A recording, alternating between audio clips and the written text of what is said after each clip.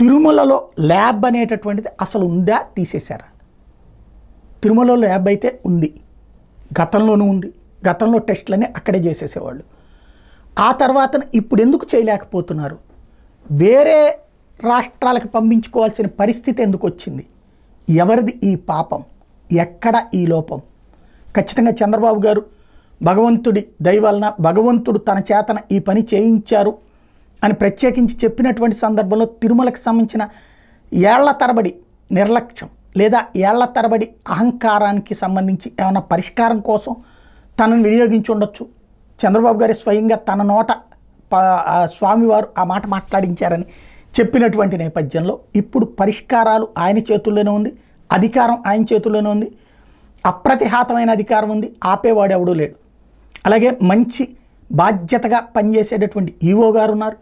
Lab 75 లక్షల కోటి రూపాయలు, ఆఫ్టర్ ఆల్ కరెక్ట్గా చెప్పాలంటే అర్జెంటుగా ల్యాబ్ లేకపోతే పెట్టాలి, బట్ ఆల్రెడీ ఉంది.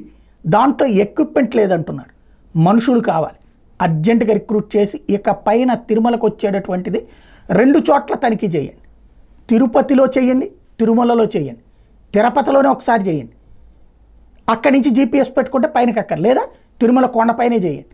కరెక్ట్గా ఆ లోపలికి వెళ్ళే ముందు చేసి పంపించండి. అది చక్కటి ఆలోచన. ముందు అసలు ల్యాబ్ అయితే ఉందని చెప్తున్నారు కొండపైన, అందులో తగినటువంటి ఎక్విప్మెంట్ లేదంటున్నారు.